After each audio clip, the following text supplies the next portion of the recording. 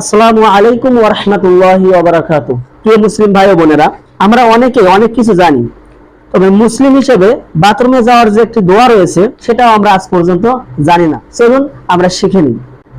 বুখারী ও মুসলিম শরীফের মধ্যে একটি হাদিস রয়েছে, হযরত আনাস রাদিয়াল্লাহু তাআলা আনহু থেকে বর্ণিত। তিনি বলেন, রাসূলুল্লাহ সাল্লাল্লাহু আলাইহি ওয়াসাল্লাম বাথরুমে প্রবেশের সময় এই দোয়া পড়তেন, আল্লাহুম্মা ইন্নী আউযু বিকা মিনাল খুবুসি ওয়াল খাবাইস।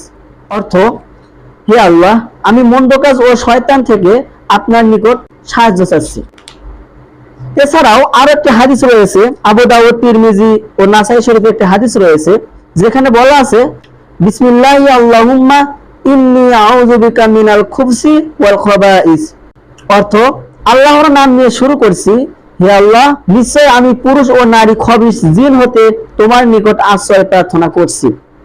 প্রিয় মুসলিম ভাই ও বোনেরা, হযরত আলী রাদিয়াল্লাহু তাআলা আনহু থেকে বর্ণিত, তিনি বলেন, রাসূলুল্লাহ সাল্লাল্লাহু আলাইহি ওয়াসাল্লাম ইরশাদ করেছেন, জিনের দৃষ্টি ও আদম সন্তানের লজ্জা স্থানের মাঝখানে পর্দা হলো যখন তাদের কেউ পায়খানায় প্রবেশ করে সে যেন বিসমিল্লাহ বলে।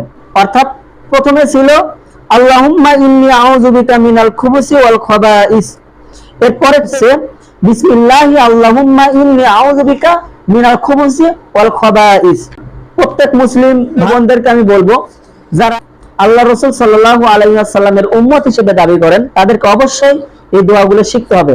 আল্লাহ সুবহানাহু ওয়া তাআলা আমাদেরকে বুঝার এবং আমল করার তৌফিক দান করুন। আমিন।